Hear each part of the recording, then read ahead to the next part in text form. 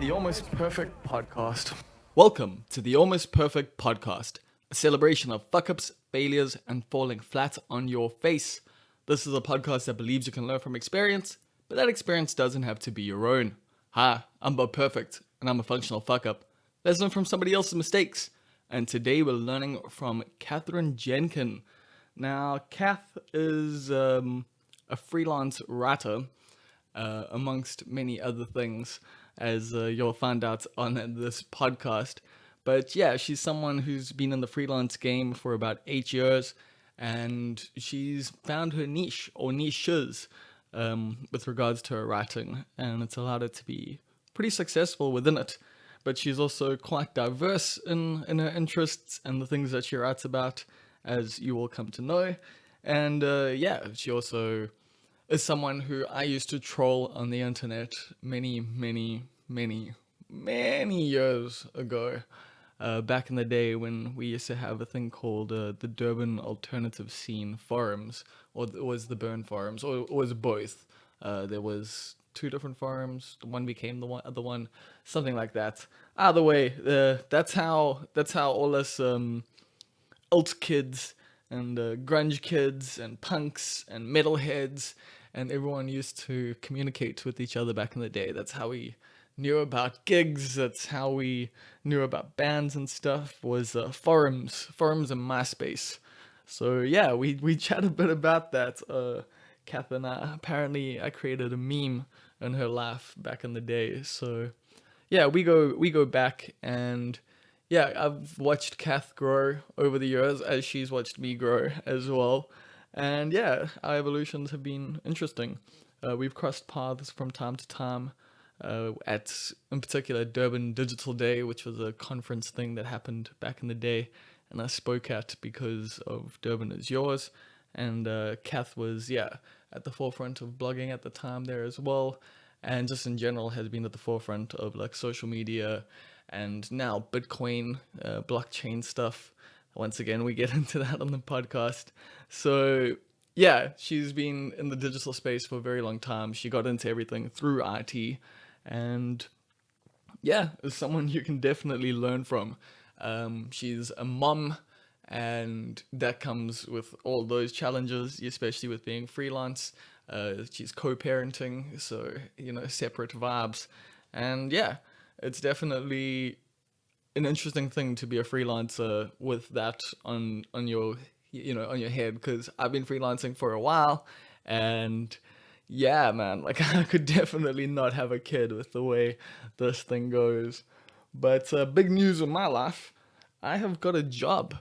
Some of you will remember that I sent out a CV if you've listened to previous episodes of this podcast. And yeah, I got the job. I've started training on Monday.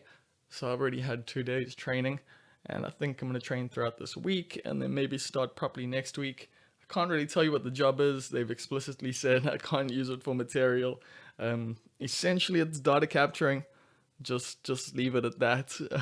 But I'm getting paid pretty decently for it. I get to work from home, and it suits my needs.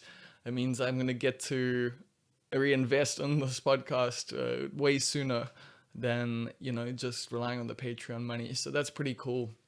I'm stoked about that. There's a lot of things I'm gonna be able to do now, and yeah, it's interesting to pick up a job after being, jobless and just, doing gig work for a very long time. But I'm still going to be focusing on this podcast. I've got a few other things I'm working on. I'm writing scripts. I can't really say which ones or whatever, but in due time, I can tell you what I'm working on with regards to that. Yeah, I've still got the Bubblegum Club stuff. I'm still going to be writing for them.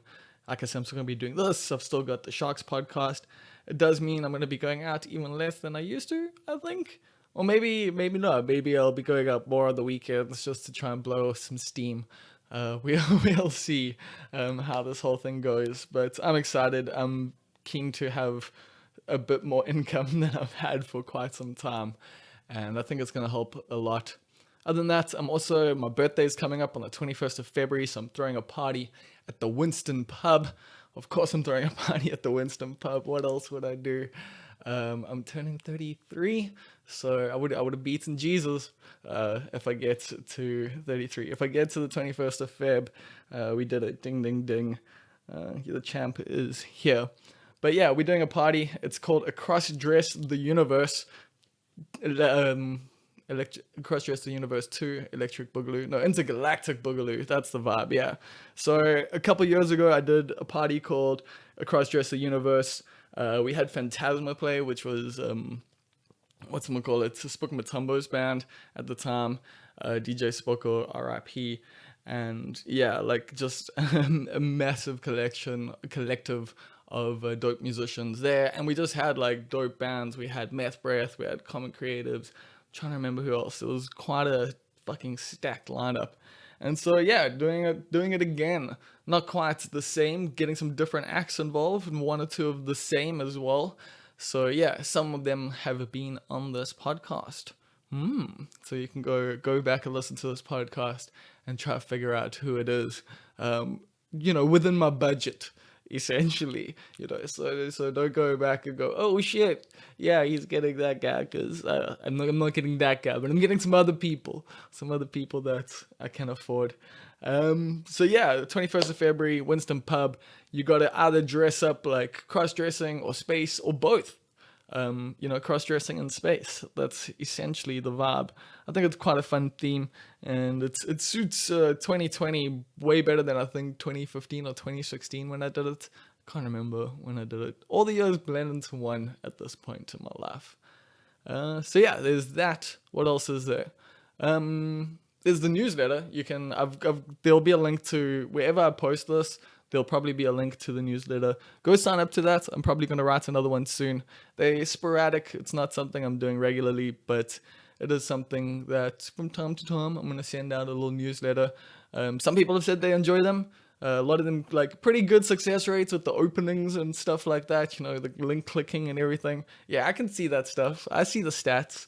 So I can see if you've opened my mails. Yeah, I'm talking to you. You bastard. Why would you sign up? Oh, you didn't sign up. I signed some of you up without you knowing. Maybe. But for those of you who want to sign up, go to wherever this thing is and just, sign up because there'll be a thing there. Also, patreon.com/almost perfect. You've just been paid. I know you've just been paid. So, you're no longer in debt. Everything's like you made it through January. So, go on over to patreon.com/almost perfect where you can sign up for $1 or $5. And you can contribute to this podcast. You'll hear the sound isn't great. I mean, it's okay. In the actual interview compared to this, that's because I have to record it off of my Zoom because I had two mics. The one mic is broken, so can't interview people with both good mics. Got to interview them off of the Zoom. And so I'm trying to save up some money to replace that or try to get it fixed, essentially. So patreon.com, you can help me do that. You can also get some other benefits, like we've done giveaways, sent out comic books, t-shirts, like CDs and stuff, various different things. And that's from time to time, depending on whichever guests we get, depending on what people want to give away there. If I work with brands, that's you automatically get entered into the drawers essentially if you're a Patreon member. So that's an easy way to just win free stuff when it happens, and also help contribute to this podcast. Last thing. Comic-Con, Cape Town. It is the beginning of May. I think it's the 1st to the 3rd of May, and I am going to be there. I'm going to be the MC once again for the gaming side of things, for the Magic the Gathering side of things. I did it in Joburg last year and had a fantastic time. It's pretty dope, they're flying me down there and everything. So I'm amped for that. I'm going to stay over for the next week. I'm going to try and get some interviews done for this podcast. I'm going to try and get some gigs done. And I'm also going to try and have a full-time job and a part-time job and all the other things I'm doing. So it should be quite interesting, but I'm excited for that. So you can catch me out in Cape Town in May. I'm working on Joburg things at the moment. I'm also working on Durban things at the moment. Going to be doing live podcast recordings and live gig, basically do some stand-up comedy followed by a podcast recording. So I'm really looking forward to that. And basically my plan is to just try and do a thing in a different city each month. So, like do like Durban, then the next month I go to Joburg, then the next month I go to Cape Town, and just do that for a while. I think I can try to do that. I can maybe, like, that's a cool goal to have. I don't know if I'll reach it, but that's the idea at least. So yeah, that's everything on my life. That's who we've got on the podcast today. We got Catherine Jenkins. Jenkins or Jenkin? I should have double checked that. But you'll know soon enough. You'll see whatever I put when where you saw this. So it's okay. I'm not gonna re-record this whole thing like I've done in the past. We got it. This is good enough. It's the Almost Perfect podcast, and here it comes with Catherine Jenkin. So, how you living, Kath? Up the north, Bob. Up the north. Up the north. North. What do you mean by up the north? Sorry, I migrated from the great community of Glenwood up the north over the river to make sure my kid could go to the right school that we wanted her to go to. And it was a bit of a culture shock for me at first because I am not your typical gymming mom. You're gymming mom. And no, I'm not. I'm not a yummy mummy. Hey? Like your Range Rover driver. No, I don't drive an SUV. I do participate in exercise, but I don't put makeup on before I do that. I love a good run. I love a good walk, but I am not picking up a mocha cappuccino, frappuccino, soy latte from Vita while going to meet my mates for lunch. So it's quite weird. It was moving over the river is a complete culture shock to people who've never lived that side. And so coming back to Glenwood, where I'm at now, you're just like, I miss it. I miss it. I mean, this is my second time back in Glenwood this week, and I mean, like, I didn't grow up in Glenwood. I grew up Durban South, because in the basin, as some people like to call it. Well, I'm below where I'm from. It's considered the beginning of that era. Okay, but you would agree that Montclair, Woodlands, Woodhaven is the basin, but Yellowwood Park is not the basin. Yellowwood Park's a bit more bougie, yeah. Okay, in regards, thank you. So you agree, as a fully Durban, I'm doing this for a point, by the way, fully Durban grown boy, and I'm a fully Durban grown girl, Yellowwood Park is up the hill. Kind of, like, in a weird way. Like, Yellowwood Park is one of my favorite areas because it's got, like, the most amount of, like, millionaires that wear rugby shorts and socks. Like, It's one of those areas where, like, a lot of, like, it's working class wealth, essentially. Yes. Like, yeah, it's people like who owned, workshops and stuff like that work with their hands and stuff, and like just learn to trade and developed their wealth, and like now have nice houses. And people think like, like that area or that side of Durban is all lower class. It's not. But it's actually there's quite a bit of wealth. Like, I mean, I think a lot of it has moved on. A lot of it has moved. Yeah, a lot of it has but that's moved my on. memory of it growing up. Yeah, well, I mean, for me growing up in Yellowwood Park, I mean, we were not that at all. Okay, we were not, like, for a lot of reasons. Lots of friends' dads had Harleys and stuff like that. Yes, we grew up with that, but when I was 6 or 7, my dad lost his job because he was deemed a terrorist threat by the government. So, he used to be a foreman at the refineries, and so my dad lost his job, and we had to go through a whole rather scary time in our life, where my parents were political activists. And so we used to get a house ransacked a lot and all sorts of shit. Yeah, no, shit you didn't know about me. Yeah, clearly. And eventually he took the government to court. He won. They offered him a relocation or $1 million settlement in the 80s. Even now it's still a pretty big settlement. He chose to relocate. So he got, but it was a fucking deuce of a thing. He got appointed foreman of moss gas. I mean, have you ever heard of a more like, it's like fully being a figurehead? He got appointed foreman of moss gas, and we relocated to George for a year. And so we lived there for a year. But our life didn't change. We were still having our house ransacked. My mother was still involved in stopping forced removals. We were still getting followed home from school, all sorts of shit. So in about September of that year, my dad said, fuck it. And we all came home with nothing. So my parents started their own businesses, and my dad was a legal consultant, and he used to write these legal handbooks because of all the new, especially with like just before 1994 and post 1994, a lot of new legislation came into place, Yeah. So he used to write these handbooks. So he used to say, okay, cool, this legal statute says all this, and he used to make it applicable for certain sectors. So he focused on education, labor law, land, and something else. I can't quite remember now. So that's what he did. So I grew up with a dad who worked from home, which wasn't so weird, and a mom who worked out of home. And so I was the only kid of the three of us who actually grew up with her dad being the primary parent.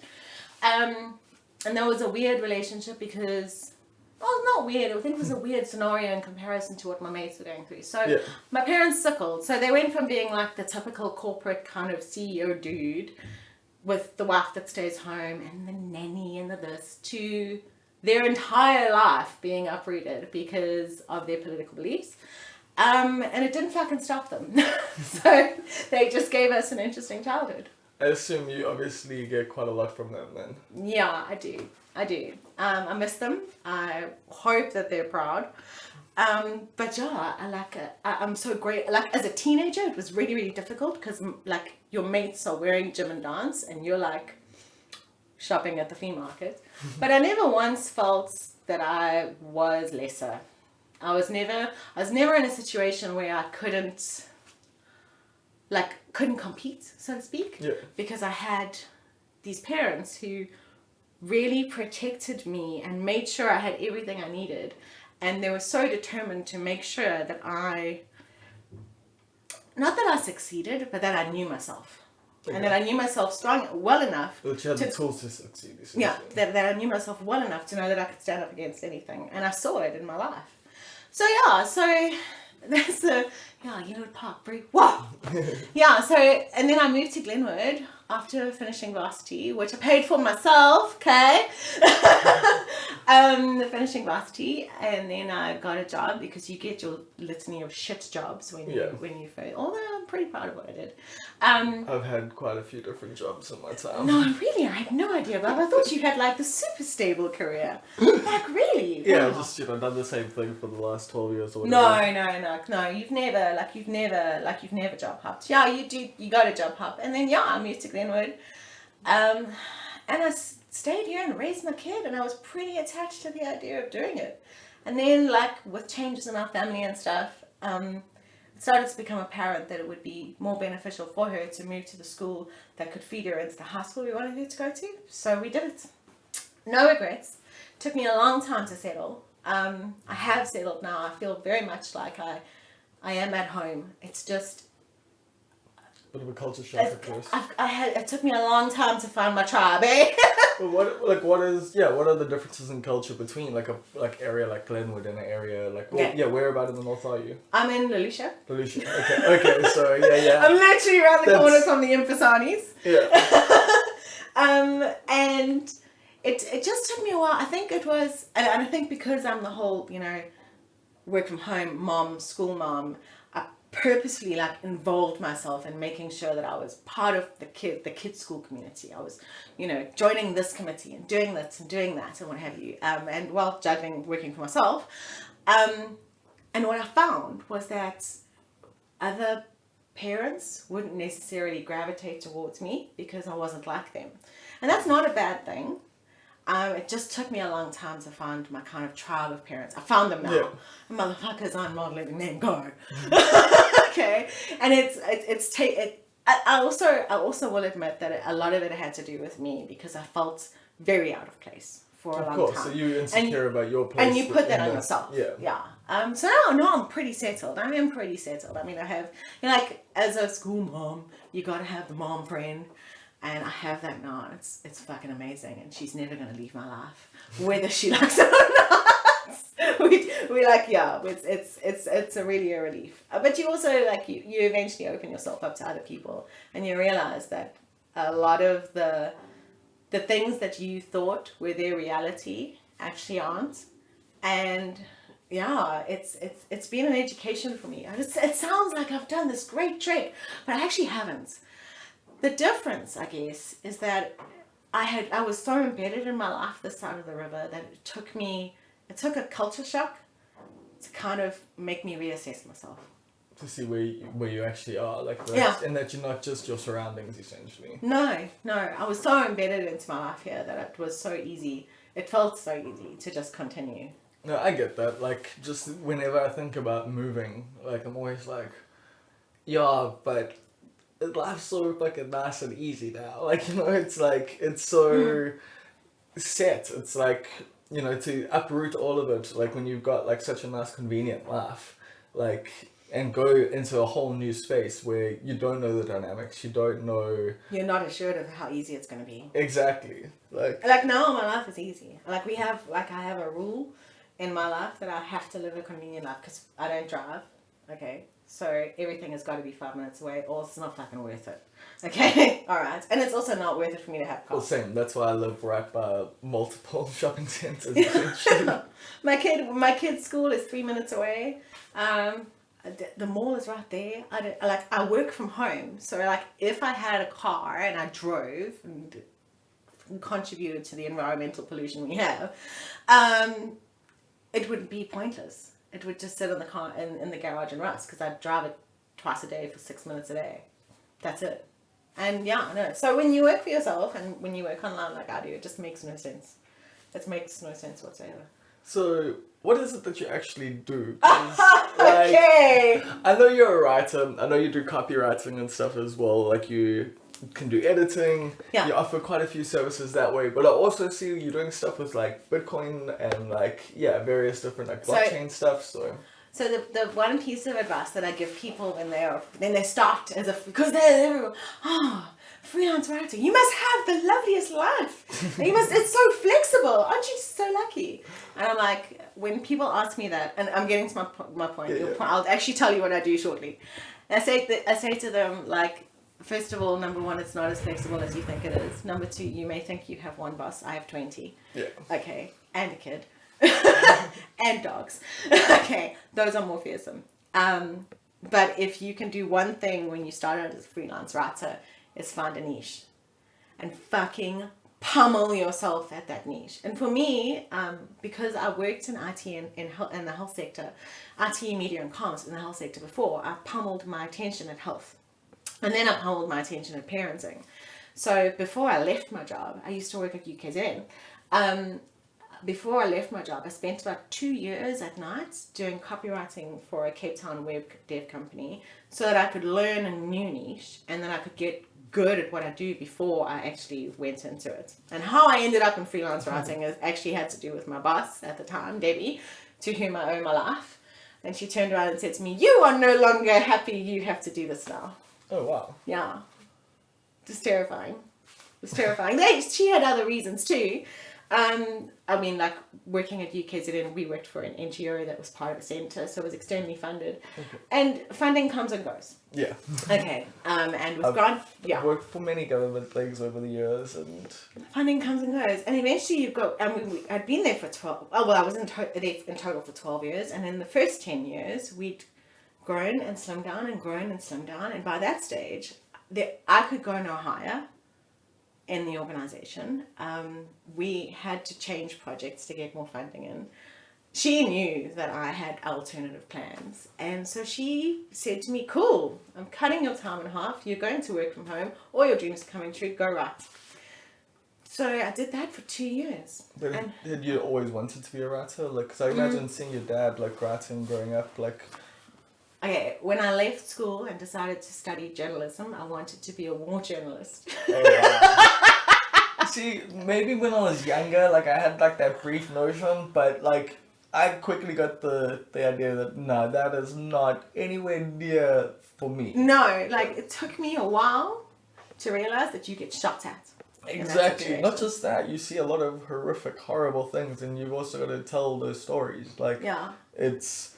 I absolutely respect, but I also think most of those people, there's something seriously fucked up in their brains. Yeah, like how can you be doing that? To want to chase that is, something else entirely. No, it is. So in many respects, I'd always wanted to be a writer.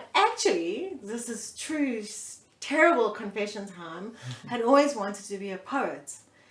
and had actually had poetry published. And no, you cannot Google this because I'll die 1,000 times over. Well, you're just telling people to Google it. No, if you can find it on the internet now, I wish you well. You have cracked the code.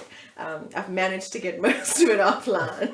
Okay, it's fucking terrible. And you know, it's published, so it couldn't be that bad. No, but like I think I was going through a lot of like a spiritual revelation at the time. Okay. You know, like as you do as a teenager. Yeah, Celestian prophecy shit. Oh, okay. Yeah, fully accidentally joined a cult once. Never mind. Yeah, but yeah, so We'll get into that. yeah, no, so in terms of that, I am a copywriter. I'm also a corporate journalist. So I do focus on doing content, a lot of ghostwritten content for companies. Okay. And most of them I work on retainer, which is amazing because retainers pay your bills, freelancers. Retainers pay your bills, have fun with the other projects. But how do you set up a retainer situation? Like, let's give some people some quick real advice here. Okay, you gotta have a portfolio first. Number one. I don't want to hear, I want to be a freelance writer, but I can write good, and then you have nothing to prove for it. Yeah. You've got to prove yourself. The best thing you can do is hope for a really, really good editor who'll give it to you straight, and someone who will give it to you without you wanting to die. I mean, if you want to die, you're probably getting the right feedback. You've probably worked hard enough for it. Getting to the retainer situation, what I often do is that I'll work with an agency or I'll work with another company or something like that, and they might partition out their work and say, okay, cool, the design stuff's going to go here, that kind of stuff, you do the copy, etc. And very often it gets to the point where they're like, okay, cool, we want to work with you directly. Always be open to working with companies directly. Never dick people around. Always deliver on time. And if you cannot deliver on time, Let them know ahead of time. let them know ahead of time. Do not fuck people over. Okay, if you say you're going to deliver X by the 3rd of February, deliver it. Okay, that is the a client of mine said it to me once because he came to me to ask me to edit his book. And I was like, fucking hell, this man is amazing. Why would you ask me? And he was like, it's because I know you're a deliverer. I may not be the best writer in the world. I get that. I may not be the best copywriter in the world. I may not know everything, but I absolutely will deliver on time. That's something that, like, yeah, I've definitely learned for myself. Like, when I've become more reliable, like, I've gotten more work and, like, you know, people have, like, you know, appreciated it a lot more. It's like, no matter how good your work is, if you are unreliable, unfortunately, it's the same thing, like, I think, across any field you're in. Like, when it comes to music, when it comes to, you know, comedy, just showing up on time, just being there, you know, at the call time. Yeah. Like, is so important, where when you're younger, like, your ego, like, gets in the way. A Like, lack of delivery is directly linked to your ego. Yes. a lot of the time, sometimes it's your own insecurity. Yeah. Like, Yeah. I know when I'm late with work, it's because, like, I don't think I'm going to be good enough or it's going to be good enough, you know, so, like, I'll procrastinate longer and, like, you know, stuff like that. But, like, these days, it's just, like, I just know, like, it's fine, it's going to be good enough, like, probably. Like, so You've got to do your MVP and fucking hope. Yeah, exactly. Yeah. Just, like, just do the thing. Just do it, submit it. And whatever they say is, there we go. We've got the process going now. But whereas before, like, I would definitely be crippled, like, by, like, oh, this isn't going to be good enough. What do I actually say? Stuff like that. And now I've learned, like I've spoken before on this podcast about writer's block. How, like, I don't get it anymore. I don't know if you suffer from that at all. Yeah, I have in the past. But, like, nowadays, do you? Like, when it's, because now it's your job. Like, no. Like, Okay, I will be very honest. I probably only get writer's block when I have other shit going on in my life. okay, that's completely understandable. Yeah, like going through the divorce, and yes, we can talk about the divorce, but I will be circumspect in it. Going through my divorce, because I had to move fast and break things, I had to let all my clients know that I had to wind up work for them a month early and do stuff like that. And I just at that time I'd taken on a new retainer client. And I fucked up so hard, Bob. It will forever be like the hardest thing for me to have to admit it to you. I fucked up so hard. And I just wasn't able to deliver to them because it was the first time, like for me as Cath Jenkin, I was not able to deliver to them what they needed because I simply ran out of time. And I needed to focus on moving house, getting my kid through this process, getting myself through this process, and it was an essential process, getting my dogs through it, getting my ex-husband through it, who is a fucking incredible man. Okay. And yeah, so I had to focus on that. And they were just the one thing I couldn't do. And it just so unfortunately happened that they were my new clients and I was desperate to impress them and all sorts of things. And I literally just got honest with them. I emailed the guy and I was like, I'm so sorry. You've taken me on, you know my reputation. You've taken me on to deliver. It's another niche I work in is property and real estate, which is amazing. I love it. You know all these things about me. You've come in, you've vouched for me to your bosses. I'm not delivering. And I'm going to be honest with you. This is fucking why. And I just laid it on the table and I said, my divorce has landed. I've got to do this very quickly for the sake of survival. And I've got to focus on getting my child through it. And if you never want to work with me again after this, that's fine. And do you know what they did? They paid my invoice up front so that I had money to move and said, call us in a month and when you're ready to deliver. Wow. But how, like, is that just a good client, or is that because of your reputation, or is that because you were honest with them? I think it was a combination of the three of them. Yeah. They were really keen to work with me. I was really keen to work with them. I literally had that meeting, set it all up, and a week later, knew I was getting divorced. And 3 weeks later, we had to move fast and break things. So getting honest with them, and I was lucky. I would never expect that kind of response from every client. No, but the cool thing is, like, a lot of people are at least understanding. Some people aren't, and like, and they had every right to be absolute cunts to me. Yeah, but then at the same time, then cool, well, not to work with them anyway in the future. Like, how people respond to certain things is also good for you to know long term, like whether or not they're worth working with. And you must know that those people are my priority forever and ever. Amen. Oh, well, yeah, exactly. Like, you're going to work for them as hard as you can forever. Those guys are not getting an increase in rates in 2021, I can tell you that much. You know that? Yeah. And I guess you also learn to navigate stuff like that, you know, like so how long have you been freelancing for now? 8 years. 8 years. That's quite a while. Like, and have you learned to navigate client relationships? It's really difficult for me because I'm not a personal person. Really? No. You think so? No, I'm not. I'm a complete... Yeah, I'd rather stay in my house for the rest of my life. Thanks very much.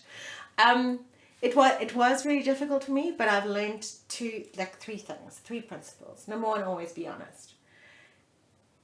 Under promise, over deliver. Yeah. If you say, cool, I can get you 300 words on Bob's tattoos by the 5th of February, get it to them by the 2nd. Okay, well, I won't get it to them by the 4th, but like... Yeah, you know, if it's the first time you're working for someone, under promise, over deliver. Just be honest as well. If there's something, if you get offered a project and your gut, it happened to me this morning, and your gut says, fuck no, do not take on the project because you need the money. Yeah, you will go to regret it. Okay, you will regret it. If your gut says fuck no, say fuck no. The corollary to that is, if you need the money and your gut is hungry, do your fucking best at it because you will learn something. You will learn something.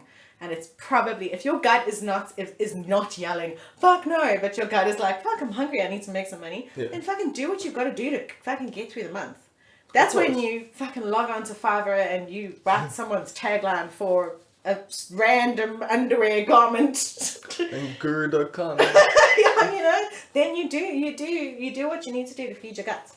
But yeah, if you get to the point where you can rely entirely on your gut And you'll know very quickly the people that are easy to work with for you, and who isn't. And you'll also learn how to deal with the people you can't work with. And that's difficult. Like, I've taken on projects in the past where I've been like, this oak is a creep. And it didn't come, he's turned out to be a creep. And I've been like, cool, gonna take your money and let you be a creep, carry on working. No. And then, yeah, like, I've had some shitty situations, shitty ones, like the guy who was a creep would WhatsApp me at 4:00 in the morning. And I'd be like, I'm sorry, but who the fuck do you think you are?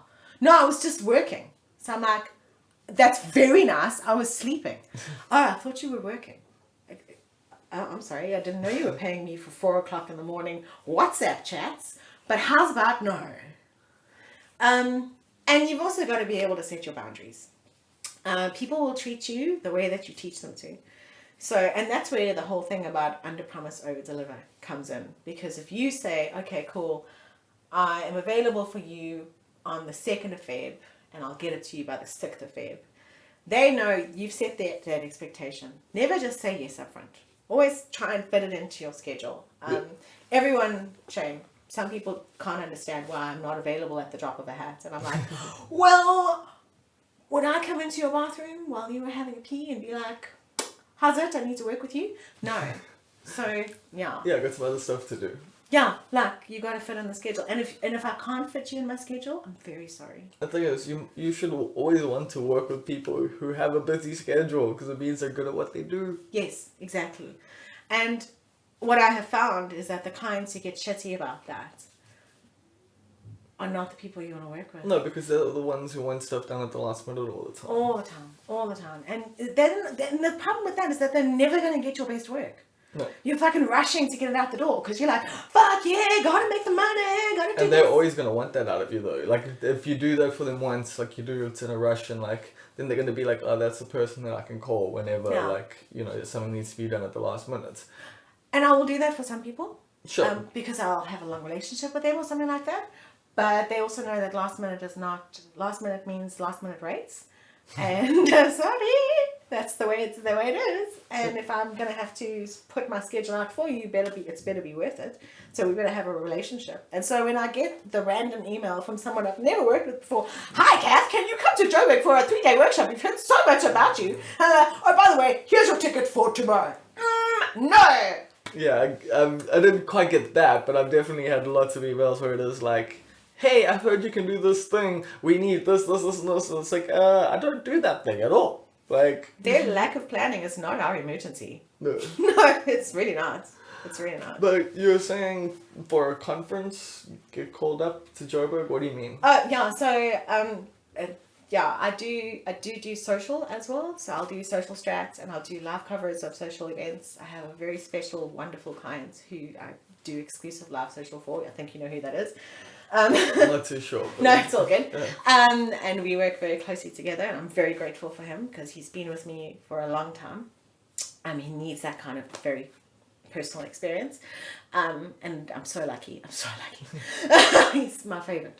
Anyway, no, all my clients are my favorites. Guys, please. No, you really are. I wouldn't work with you otherwise.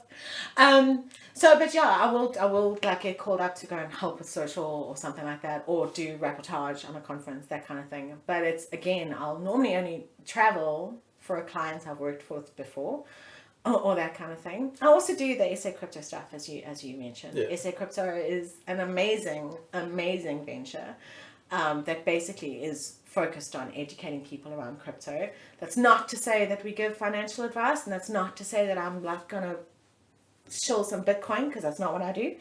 But I provide them with social and editing services and stuff like that, and I love it. I love the community of it. Have you learned a lot from it? Fuck tons. Have you bought any Bitcoin because of it? Of course I have. But Okay. I actually bought my Bitcoin before I did join SA Crypto. Okay. But you bought more since. Oh yeah, no, of course. Yeah. I think it's probably one of the best investments you can make. Not to say that I'm a financial advisor, nor that I have put more than a couple of $100 into it. 'Cause Okay. who's got 50 G's lying around? Yeah, fair enough. No, Bitcoin, like, I appreciate the whole blockchain side of things, but I feel like the current cryptocurrencies aren't going to be the ones that we eventually use. So I firmly believe that blockchain technologies have extreme potential for righting the wrongs of capitalism. okay, To be honest. how so? Because it puts the power into individual hands. Well, potentially, yeah. Potentially, it has. If we think about, like, for me, the technology is very much in its infant stages in terms of application and where we'll be in 20 years' time. And I fully believe that democratizing the world of currency and finance is going to happen through blockchain technologies. It may not be Bitcoin. It may not be cryptocurrency. It may not be Acon City. It may not be all of those things. But I firmly believe that financial future is visibly altered by the potential of blockchain technologies. But at the same time, it is still reliant on electricity. Just Absolutely. like Absolutely. that. And like with the collapse of society, we might not necessarily have like electricity. We might have solar power though. Possibly, but Or the coronavirus is going to kill us all in 5 weeks. exactly. So yeah, to me, yeah, like there's so much potential. Like I always see the future of like humans as like this coin flip, like just constantly of like just the best and worst decisions, you know. It's Constantly. like, yeah, it's like, you know, we could live in this utopia or we could live in this dystopia, or the more likely thing is it's literally half and half. Half the things like we're gonna have like electronic cars, but you know there's and like solar powered cars, but then there's also just going to be nuclear winter, so it's going to be like you can't drive anymore. You are driving. Yes, I know. Doesn't it just make you want to hide in your house all the time? Because you're like, what to expect? Yeah, so that's the thing. Like I love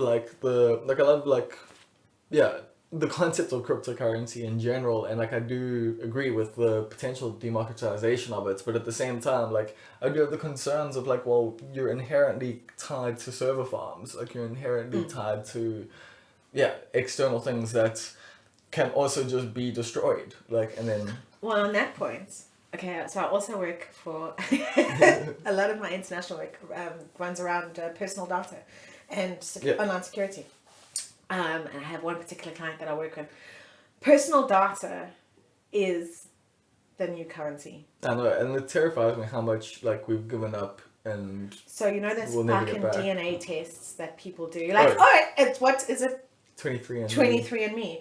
Yeah, just send a swab in and we'll tell you where you come from. Okay, cool. Well, you've just given your fucking DNA, the one thing that is completely unique about you and nothing that cannot be replicated in the world, to someone else.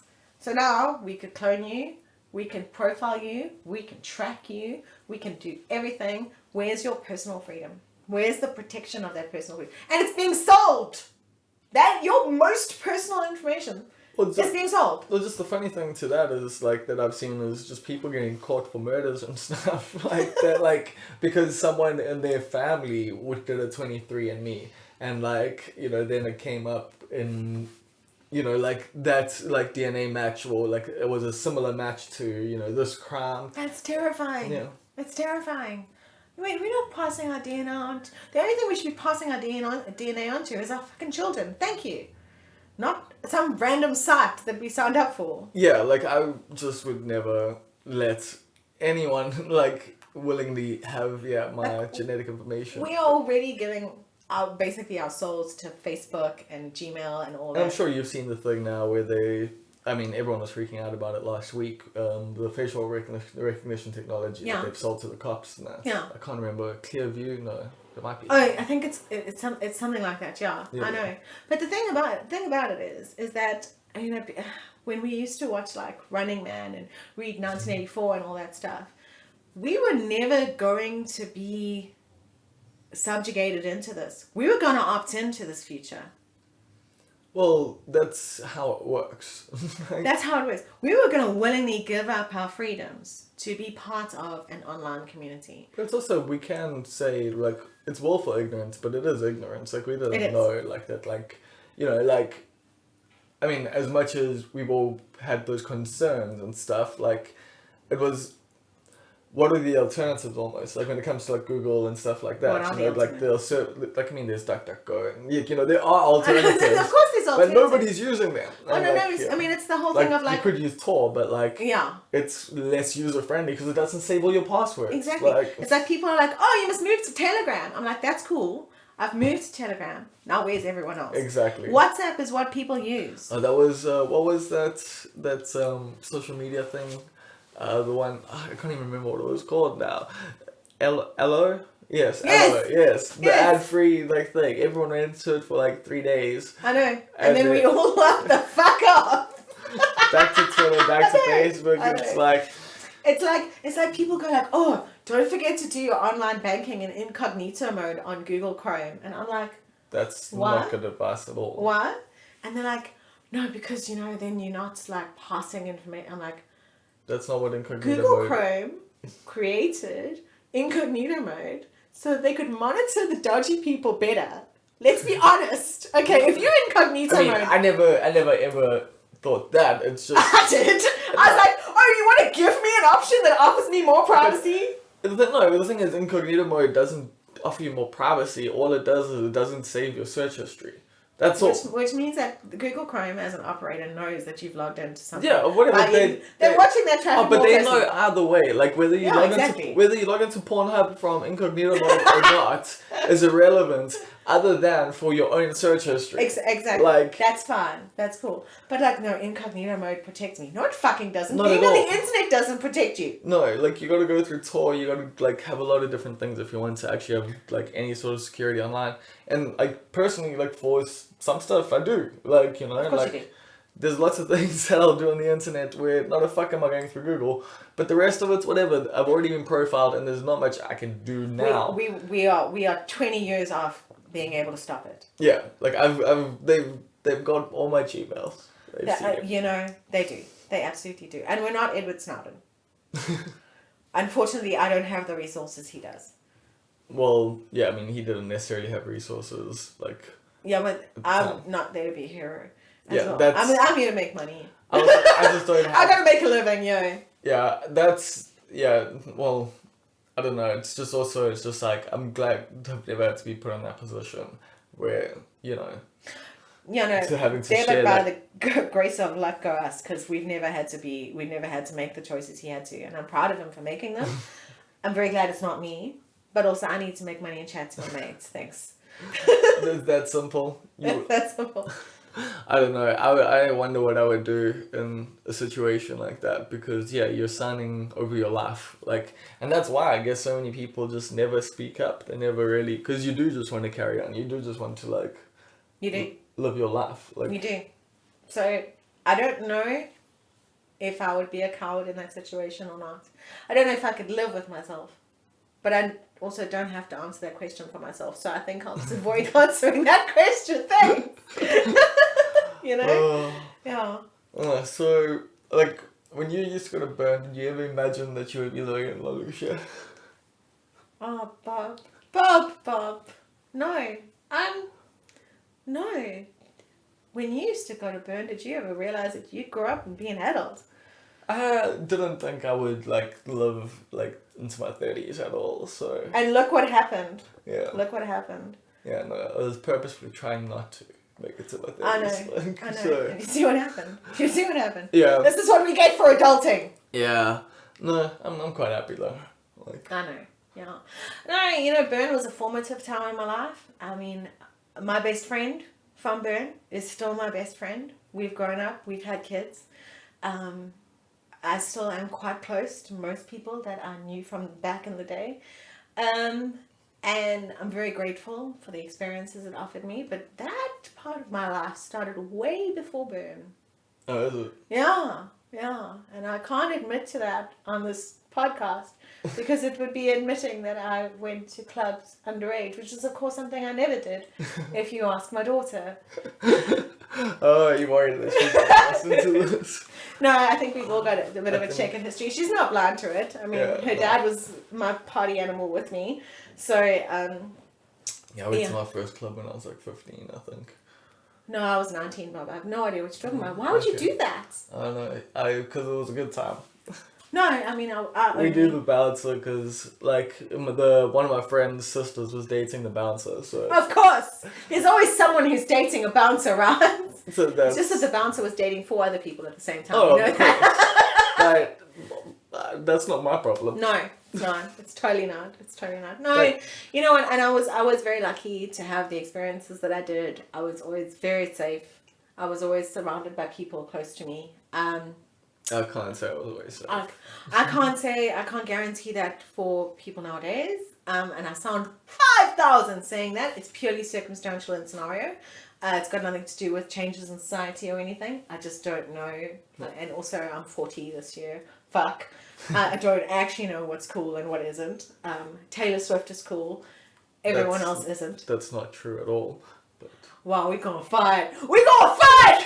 We're gonna fight! Like, the word cool and Taylor Swift do not go together. We are gonna fight, Bob. Oh, but it wouldn't be the first time. No.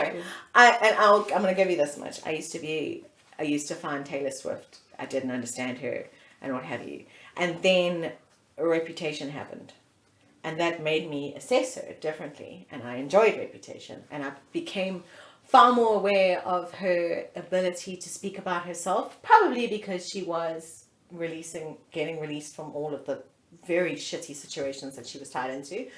And I have appreciated more and more her willingness to stand up for shit. Yeah, but it's mostly to stand up for herself. Yeah, that's okay. Yeah, like... I'm okay with that. Yeah, but like, I don't necessarily like when people stand up for themselves and say, this is a movement! It's like... No, like, you're trying to benefit yourself and then pushing it as a thing for everyone. And like, that... But in that respect... She is someone who can push it for everyone. If I stand on the street corner tomorrow morning with a placard that says Gay Wales Against Racism, I'm going to get fuck all attention, other than to say there's a crazy homeless person. But here's the thing, if she wouldn't have done all of this if she hadn't suffered the way she had. If she hadn't had the issues with the industry that she had, she wouldn't necessarily stand up for everyone else. Like, so... Would she? Well, would she? Well, we don't know that. The nothing about her character leading up to the last like few years made me think that this is someone who's trying to do anything other than make music for herself. So that's just my personal and interpretation. You're like, totally entitled to that opinion. But like, I you get may that be like wrong. I get that I get that a new album really like hit home for a lot of people though. Like it's for me. It's not even a situation where it's her album. It has been her approach to things. And yes, I get you. I get what you're saying. That she didn't come out guns blazing when she was, against Donald Trump. That is probably and it's coming up in the documentary we were all watching on Friday. All of us, everyone, at 10:00 in the morning. She regrets not standing up sooner. She regrets not feeling strong enough to do that. I have the same experience in my own life. There are some things that I just am going to shut the fuck up about because it actually doesn't serve my life to say anything.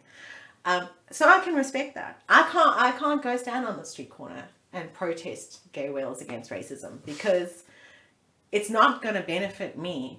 And she was never told to save the world, and neither was I. Neither were you. Yeah, no one needs to tell you to save the world though. That's up to you. Exactly. Okay, so then why are you asking Taylor Swift why she didn't save the world? I'm not asking her why she didn't save the world. I'm saying why is she now expecting everyone to come on board with her when she never supported anyone else before? Did she really never support anyone else before? Well, it's not like she never supported anyone else before, but she didn't support lots of people before. She wasn't the most supportive of other women in art. Like, you could say the same thing about me. Okay, but could say the same thing about you. No, I've been very supportive. Not everyone, but not also... everyone. You see. So then why are you so selective? Because that's the whole fucking point. So you're meant to be selective. So then why was maybe Taylor Swift was selective? Okay, but the people she selected and the people who, she beefed with, like, there's some racial tensions there that may or may not exist. I can respect that. Yeah. I don't think they exist. Okay. But I don't. Okay. Well, it's just that's been there. Like... I also believe that a lot gets spun out for the headlines. I think we all know that. And I'm not saying media is a fucking enemy because the media is not an enemy. Well, it is, but at the same time, it's used by those people at the same time. So it's like I always have a tough time when it comes to celebrities, both using the media to push their point of view across, and then being like, And then how can the complaining media about say it. this like about us? It's a weird double-edged sword that like. I get what you're saying. It's Prince Harry and Meghan Markle all over again. Well, with them, I'm just like, whatever, like, just, this whole shit's insane. That's the same thing with, like, Joe Rogan, like, you know, and Bernie Sanders. It's just like, none of this is real. Like, how is this a, like, thing that's taking up everything I fucking read? Like, Yeah. why are we talking about these things? I know. Like, they're not conversations that we even need to have. They're not Like- effective conversations. Like, why are we talking about the guy from Fear Factor? Like... How is this useful? How is this useful? Yeah, like he used to like pour bugs on people. So who cares who he wants for president? Like even though it's like even the guy that I think's cool, like fuck, just This is the system that gave us Donald Trump. That's my point. yeah. Yeah. Anyway, It's like the system that gave us Donald Trump. I agree. Yeah. Okay, all right. that was a little bit of a Yes, yeah. Okay. Taylor Swift is a god. If you say so. Okay. If you say so. Me personally, I'm not a big fan. But okay, so yeah, like going from this alternative, like you were in goth, where you were. Oh, it's full goth. Were you many goth? years. There's photos, Bob. Did you go goth? I So went from goth to Taylor Swift, that's why. No, but you can be both. That's the point. You can be. There is still what a friend of mine used to call a hover girl within me. Oh, what girl? A hover girl, What's because you know the goths. Goth girls don't walk. We hover. Okay. There's still a hover girl within me, but I am almost 40 as well, and I think that if I went to pick my kid up from school this afternoon as a goth, she would move in with her dad. She wouldn't think it was cool. No, you know what? She might think it was cool, but she'd probably reconsider. I think if you went grunge, you'd look cooler than like goth. Goth is hard to pull off as a parent. Like goth is fully hard to pull off as a teenager too, because I mean, let's be honest. I mean, it's kind of the only time you can pull it off, but like It is the only time you can probably. like old goths, like you don't get them anymore. Like you just don't. They used to be old goths. Do they die or what? Ascend. I don't know what happens to old goths. Like I guess they just like paced away like at home. Like you know. I don't know. Like I don't know. If you're an old goth, let us know what Yeah, happens, like guys. call us now. Let us know what it's like being an old goth. No, yeah, and also I think like The dad hair blonde. you know Richmond from the IT crowd. Yeah. Yeah, maybe that's what happens. They become like server farm technicians and sit in dark rooms. That actually is 100%. Like every goth I know is into IT. Like metalheads and IT are like. Yeah, no, that's like that goes with the territory. You kind of have to be. I know. Actually, yeah. So you started out in IT. Yeah, I did. Because I remember. By accident. Yeah, I remember we used to be on The bird forums. I knew this was coming. The Durban alternative scene forums. Yes. And you banned me from those. Oh no! I knew this was gonna come out. I knew it was happening. Well, This is how I died. Rob eventually murdered me for it. You brought it up when we did that Durban Digital Day conference. I did. Yeah. So now, Bob, you need to know something that you actually. I mean, and I say this with huge respect because Like a you bit have of a grown monster. up, and we've all grown up. You were a shithead. Okay, all right. Bearing in mind that I too was a shithead. All right. Number one. Number two. You spawned the greatest phrase that has gone through my life to the point where I thought about getting shirts made up for it. Okay. And it was the statement, Cath, straight up, fuck you.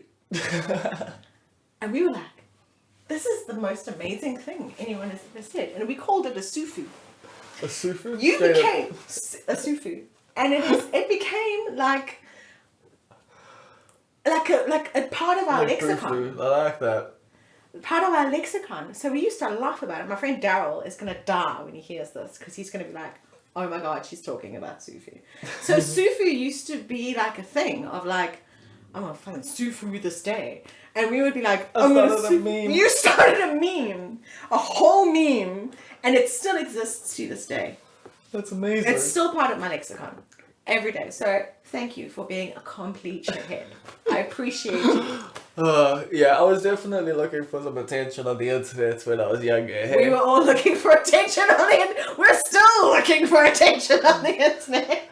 Yeah, shit. Like, not much has changed really. When, like, if you take, like, that's actually one of the weird things when I look at Twitter. Like, is that I do remember Merc, I do remember forums, and I see it being the exact same thing.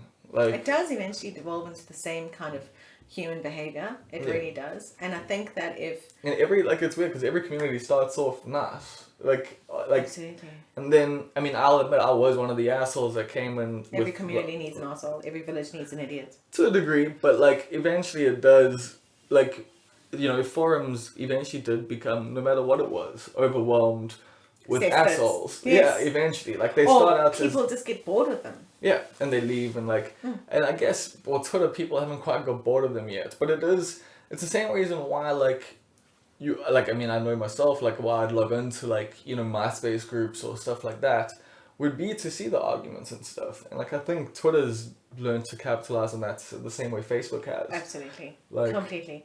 But every online community, like, I feel sorry for, again, I'm going to sound 500 here. I feel sorry for the young'uns logging onto social media now. Because they did not have to live through the dark days of Merc and the forums and everything. And that is where your character is cast. Okay, that is where you learn how to cope with someone telling you straight up, fuck you. And you're not running to your mom to complain about it, okay? And by the way, if someone, dear kids, if someone says straight up, fuck you to you on the internet, run to your mom and tell them, okay? Because that's how it works nowadays. But, and we learn how to block and ban assholes. Yes, that's what we do. Anyway, but my point is that I feel sorry for people who join social media now. Because we are so far into it, but yet we are so much still in our infancy. Oh, yeah. Like, think about what Facebook, Twitter, WhatsApp, Telegram, Instagram, TikTok, everything is going to be like in 10 years' time. Some of those will die because they have to. I can only hope and pray it's my least favorite ones. But the evolution of those things is completely correct. They all follow the same pattern. It all starts out with fucking throw a sheep. Meanwhile, what it's actually coming up with, yeah, we've sold your soul to advertisers. That's how it all ends up. Yeah. And we opt into that shit. And we sign up for it. And we fucking click those terms and conditions so we can send a message to a mate. Because ultimately, all we are looking for in life is connection.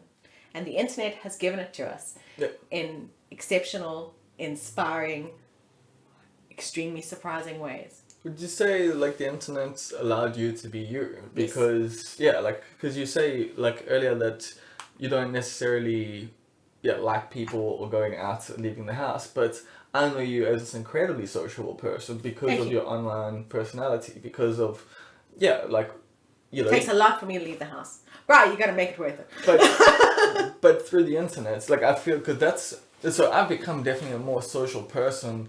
But growing up, it's only through the internet and MySpace and stuff like that that I developed Bob, you know, who I am. Like the because we all know your name's not Bob. Yeah, exactly. But that was the thing. Like, I found myself through the internet, and it's now become, like, you know, just this part of who we all are.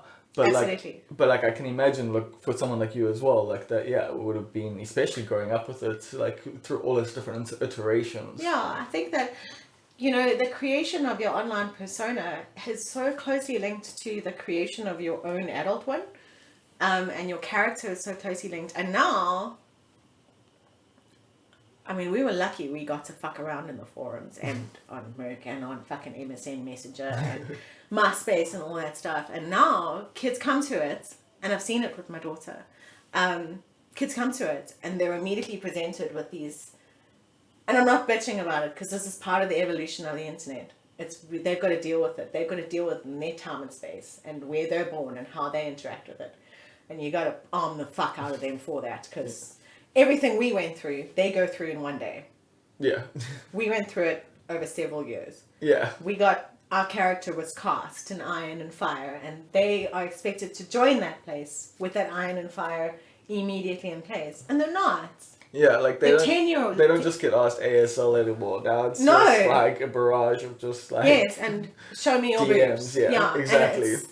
And I mean, I really appreciate the way that she uses her online activity, because it's actually hugely enlightening to me. The way that closed communities are way more important to her. Whereas before, at it was her, all about joining open. absolutely. We were motherfucking in the mixed chat rooms. How's it? How are you? Yeah. Peter 666. Cool. Nice to meet you. You know? Yeah, we were unfettered. And so arming your kids and arming generations for living life on the internet, because it's only going to evolve more and more. You've got to do that. And I'm not saying that I get it right. And I'm also not saying I get it wrong, but I think that you've got to. Well, because you've got that weird tightrope to balance, like of nothing too overprotective, but also being protective enough. She's got to have the freedom to be able to cast a character. Like I would be the worst parent, because like I'm just like such like an anarchist, because it would just be like, your dog, figure it out. Would you? Like I would be very hands off in a lot of ways. Like I wouldn't be very protective. I think like I would just try and arm with as much knowledge as possible constantly. Like that would be the goal. With the hope that they're listening. Yeah, with the hope that they're listening, but also like I also don't think things are that bad necessarily. Like the worst things are the worst things ever, but they're probably not going to happen to your kids, like statistically, just in general, like depending on whose kid it is. Like but statistically it doesn't work out that way, but yeah, I get what you're saying. I do get what you're saying. Like you know, I mean, I also just live life that way a lot. Like I do make a lot of decisions based on statistically this will probably be fine, so just go for it. Like rather than like just living in fear all the time, because... No, I don't believe in living in fear. Yeah. I do believe in living in reality. Of course, I agree there 100% as well. But it's also like a lot of the stuff that we learned on the internet and stuff, you know, we learned by being on the internet. And some of those things are horrible. Like some of the things we saw sucked, you know. That's why Love Leak is so successful. Sorry, I'm just checking that this is not my child. Although it can't be, because you're not allowed to have a cell phone during school. Okay, there you go. It's not my child. But yeah, so you know, like I would hate to deny someone else like my experiences, even the ones that, you know, like I wouldn't necessarily want them to go through almost. Absolutely. Like it's a weird thing, like that's why I don't know if I'd be a good parent or not. Or like I don't know if that is good parenting, you know, like there's no such definition for good parenting. This is a fucking huge shocker for me, okay? Because me having a baby in itself was like a fucking terrifying notion for the whole world. And then they were surprised that she lived for so long. Like I didn't forget her on a bus. Never forgotten my child on a bus. Yeah, a lot of people thought I was a functional fuck up, and it turned out that I was actually functional. Woo! But there's no such definition for being a good parent. There is only a definition for being the parent to your child. Yeah. And the rules for my child may be different to the rules for another child, and I will respect that within the boundaries of, you know, she's not going to be staying over at the mate with the mom who arrives in my driveway drunk to pick her up for a play date. Yeah. That's not going to happen. I'm not just going to shuffle her into it. I'm actually just relating real life experience here. Okay, this shit actually happens.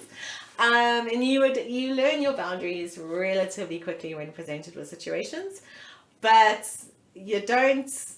I do believe in giving kids freedom. I believe in giving kids responsible freedom. Sure. I don't believe that I should be making my kid do my taxes for me. You know, I think she'd definitely move in with her dad. And I don't believe that I should be like putting my child to bed at 6:00 at night and making sure she's doing 5 hours of homework every day. And no. Because I believe that she is entirely able to handle that responsibility for herself. And if she fucks up, she's going to come tell me about it. That's the rule that I have. Like, if you tell the truth in our house, you never get into trouble. There's never any consequences. If you lie, you're fucked. That's kind of like the Jesus situation. Like, is it? Yeah, like you tell Jesus all your problems. You say, "Hey, I did this thing. I'm sorry," and he's like, "Cool, you're all forgiven." Is like, Jesus listening? I mean, it depends, like, on where you're at with that situation. It's a question you have to answer for yourself. Yeah, no, totally. But yeah, but then, you know, if you don't say, hey, here's what happened, I'm sorry, he's like, well, you're the hell now. So... Yeah, but okay, I've never thought of it in relation to Jesus. I just thought about it in relation to I'd rather have my kid tell me all of your fuck-ups. And kids fuck up, we all fuck up. If you learn from them and you own them, if you give kids the space to own their fuck-ups, they can learn from them and grow from them.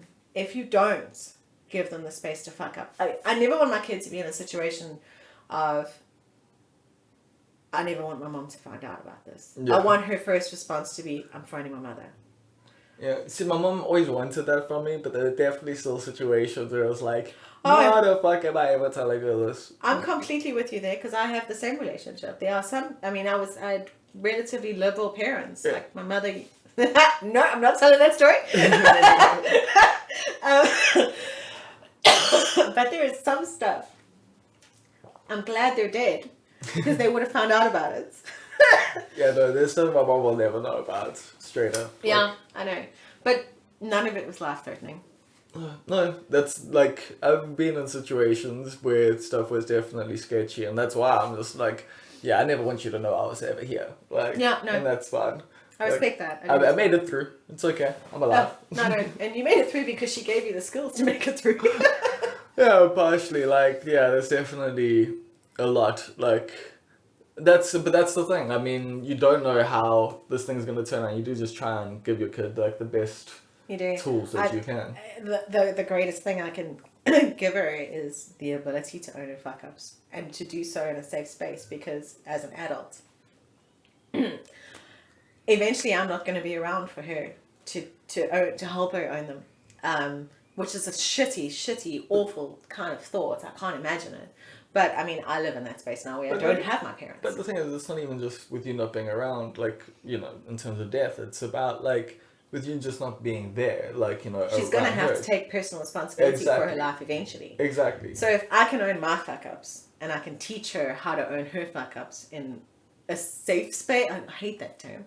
Am I in a safe space? There's nothing wrong with that term. I know, I hate it because it gets so belittled. Yeah, but fuck what people belittle. Like, people belittle stuff to, like, take away its power. Don't belittle Taylor Swift!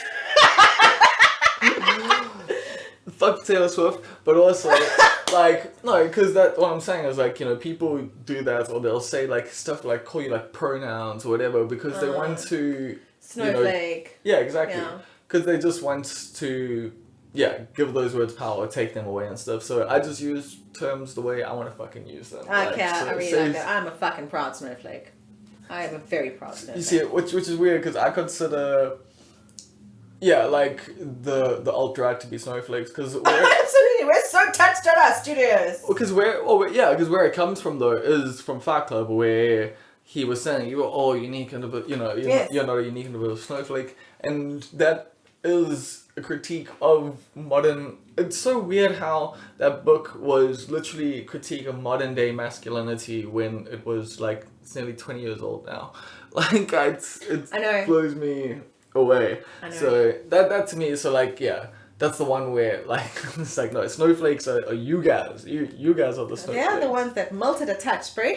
Melted a touch. Yeah. I mean their noble leader tweets about it all the time in caps. But that's also why like I just find the internet to just be this space where like I personally have to spend less time on like or at least social media, because it is just so toxic, and it is just so it's the worst parts of, you know, forum culture have come to, you know, social media, come to public life. The problem for me, and I understand what you're saying, because eventually you have to protect yourself from it. I do, like, they call it a digital detox on a regular basis, where I will uninstall my apps and walk away. The problem is when you work on them. Well, that's my issue. Yeah, like it's a real problem. Great profiles, fuck yeah. But you have to actually detach from it every now and again. Number one. Number two, also, a lot of the time, and this was hard for me to accept, it was choose your own adventure. We are living in a huge choose your own adventure book. sure. Okay, but when you choose your own adventure and you decide that, okay, I want to remove all these things that I find toxic or difficult to deal with online, all you do is create an echo chamber. That's the problem. You live in a bubble then. You live in a bubble. So when people are like, oh, I'm just not dealing with it, I'm like, fucking log off. Go, I don't know, go do your CrossFit or whatever makes you actually happy in the real world and do something else. Exactly. And they're like, no, Twitter is such a toxic channel. And I'm like, no, human beings are toxic to each other. We are only seeing. Yeah, but it is also structured to propagate that kind of content though. Because it gets attention. Exactly. But that's the thing. So they've created a feedback loop that works. Like, so Twitter did they is also create the feedback loop? Yes. Or did humans create the feedback loop? They created the feedback loop. They intentionally, like, I know, like Facebook have done mad social experiments to test, like, you know, what works better on you. Like, they're doing it. They're doing social engineering. Like Twitter's doing it as well. And so that's why it's just constantly becoming this thing of like, this, I'm being manipulated. I'm being intentionally, you know, fucked with by these other people, by the media company, the social media companies themselves. And it's all just becoming this big question of like, how much longer can I be in these spaces? Like, we opted into them though. Yeah, and we can opt out. Okay. Can we? Yes. No, we can't. Why not? Because they have our personal data. So, that's not the issue right now. I'm talking about my mental Your health. experience. Completely. Like, so in that, in that perspective, I completely agree with you. Like, cool, okay. they can have, and also the thing is, if you never log on to Twitter, how can Twitter advertise to you? Exactly. Like, I firmly believe that if we do look at the big, bad, ugly social media companies of the world, they could be doing more to provide mental health support for people who are online. I do agree with you there. Well, yeah, it's because it's a literal addiction that they're cultivating. It's cigarettes on cigarettes via fiber. Yeah. Yeah, no, I realize because it's attention. And ultimately, all it is the fucking human desperate search for connection in the world. And that is all connection and validation. Connection, validation, attention, whether it is positive or negative, is giving you some level of connection. Yeah, I see when people try and argue with me, like, they've got, like, 19 followers. Oh my God, and an egg.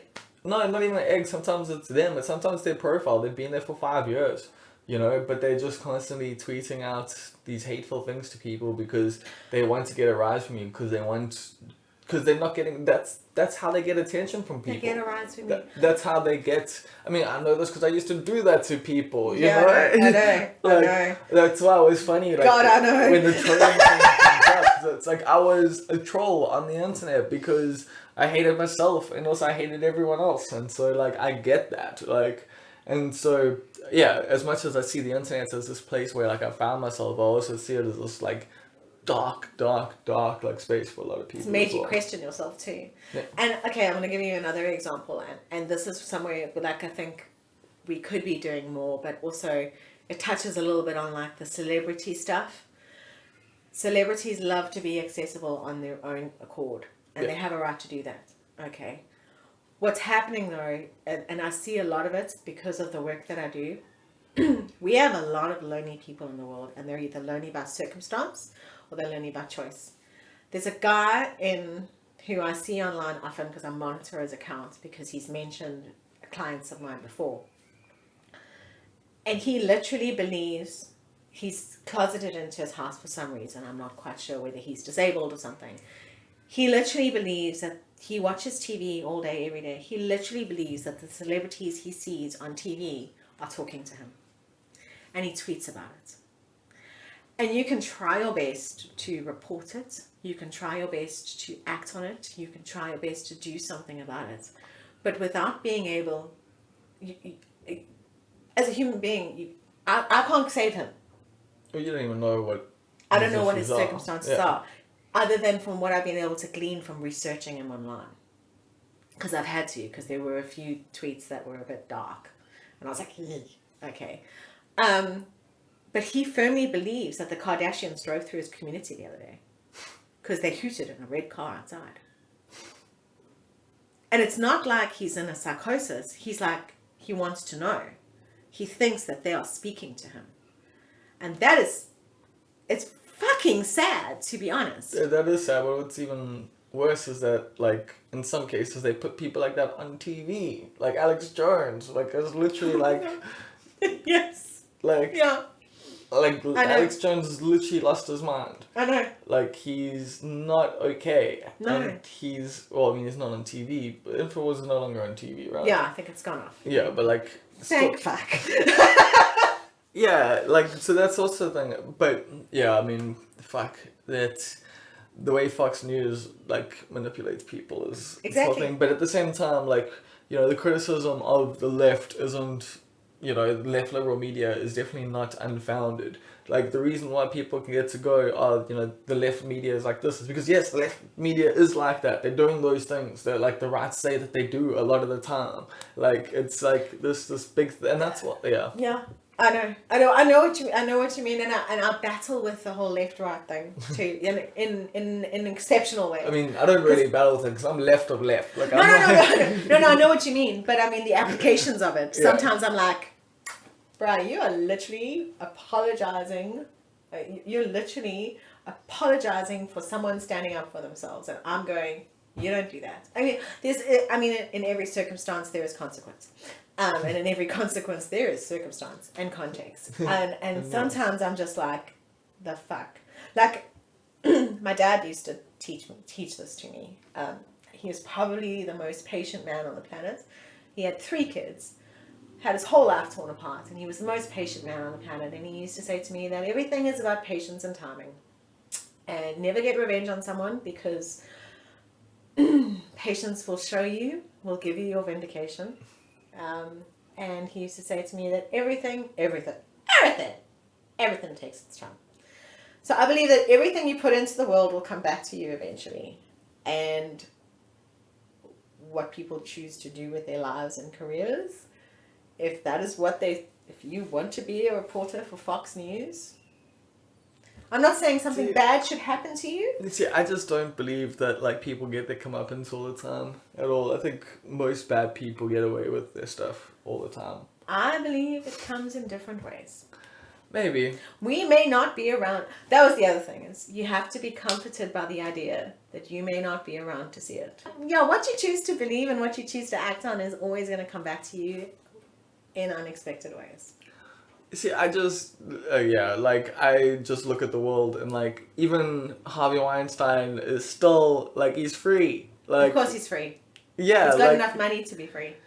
Yeah, exactly. So, like, that's the thing, justice, karma, all these things, like, I doubt how much they are universal truths. Like, I think some people live completely morally horrible lives and they get away with them forever and they are completely content. But then circumstance and context have never, ever made them feel the consequences of that. Yeah.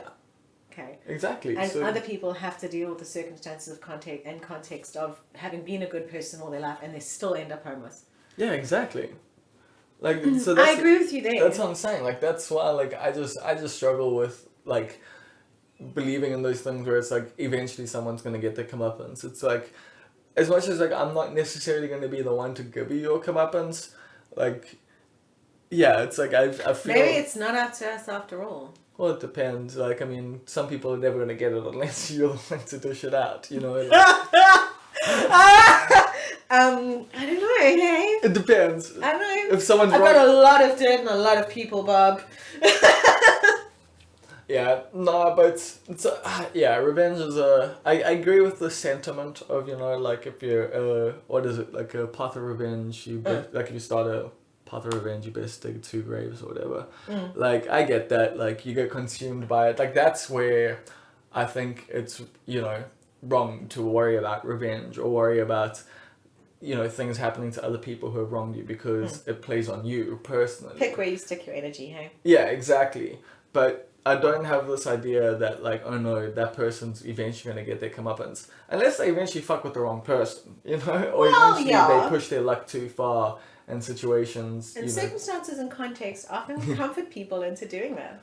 Yeah, like, that's the thing. If you live a violent life, you're probably going to meet a violent end. Yeah, like, but also, you know, sometimes not. Like, so, yeah, I don't know.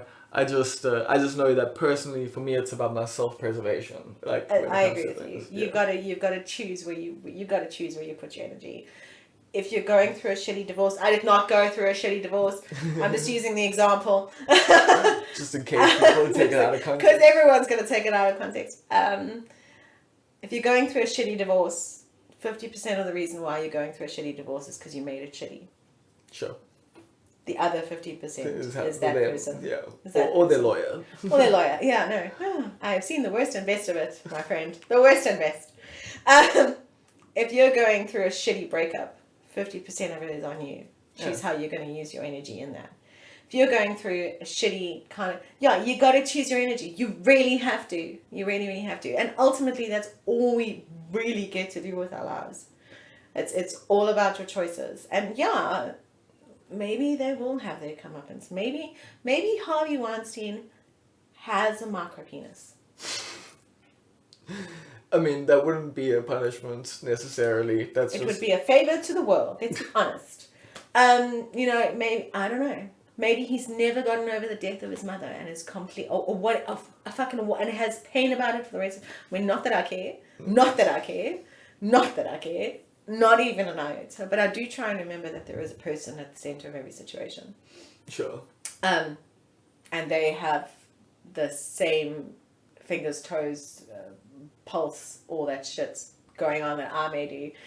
Even though I may have an extreme distaste for them, my best example is Donald Trump. I just try to remember that he's a dad half the time. I do, because do you know what it does? It helps me pick my energy. Because I am not going to tweet back at Donald Trump. Oh, yeah. Because I have picked my energy. I know. I've got him blocked, like... I know, he still pitches up. He's like the turd that won't flush. I've got him blocked to go to Kardashian. Like, I'm never going to get a US visa at this point.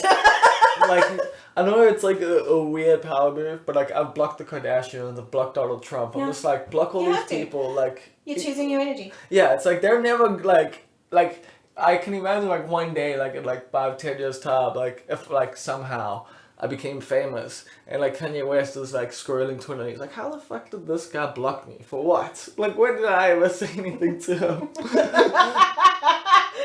Kanye West. Now there's a man who... But it's mostly just because, it's that. I just, like, I've muted the term Blue Ivy, and it's nothing against Blue Ivy herself. It's just, I don't want to see pictures of a kid on my fucking timeline all day. Like, no, I'm completely with you. Like, Also, I'm not sure we should be putting pictures of kids on the timeline all the time. Yeah, I'm a little bit weirded out by people's obsession with celebrity kids. Yeah. Like... Yeah. Maybe we should leave their kids to be on it. Because those will be the same people who are like, don't put pictures of my child on the internet, but have a Pinterest board of Blue Ivy. But at the same time, like, their parents are the ones making them, famous and turning them into products as well. So Exactly. I don't know. Like, they're the new royal family, and we'll see. Yeah, you got to pick your energy, hey. Fuck, you do. You really do. And it's tough. They've picked their energy where their kid's going to be famous, whether they like it or not. There's definitely some moral issues there, but it's not for me to worry about anymore. And there's a whole moral issue of physical consent there, but hey! Like, can parents really have consent over their children's bodies and their images?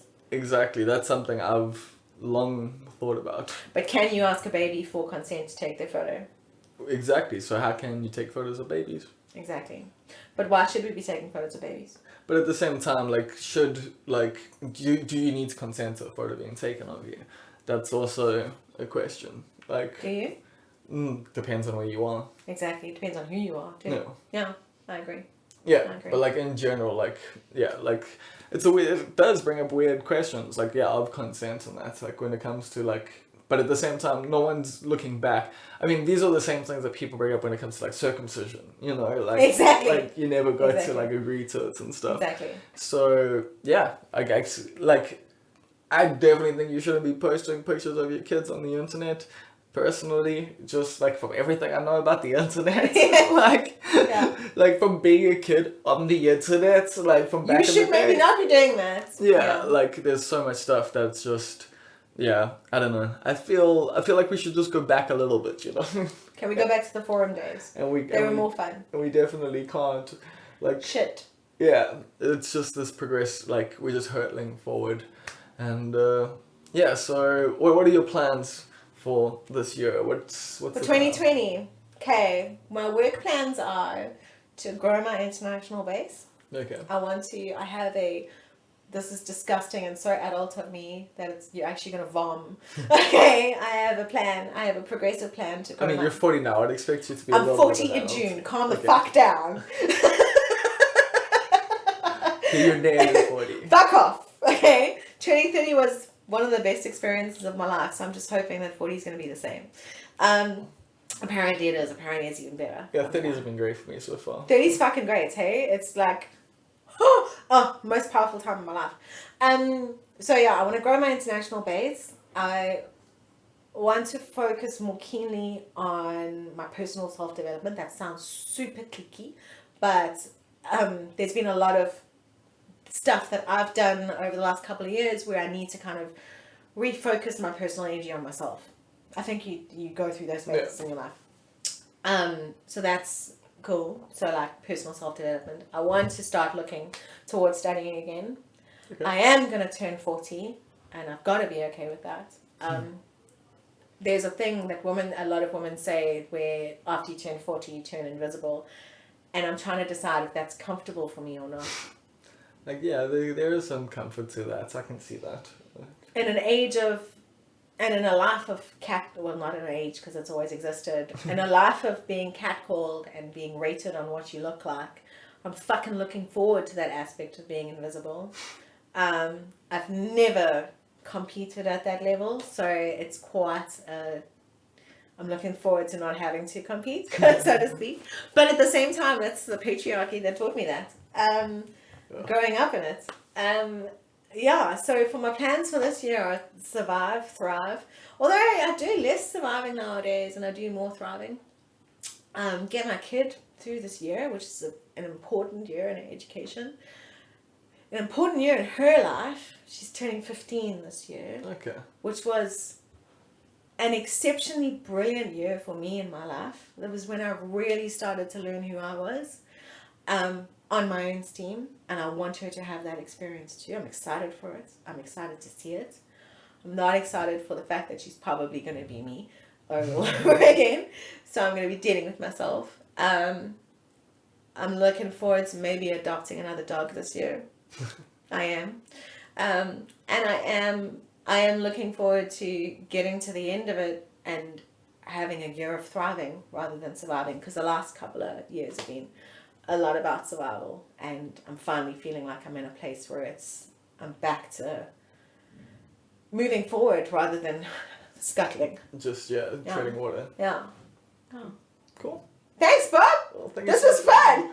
Yeah, it was a good time. Thank you very much. Thank you.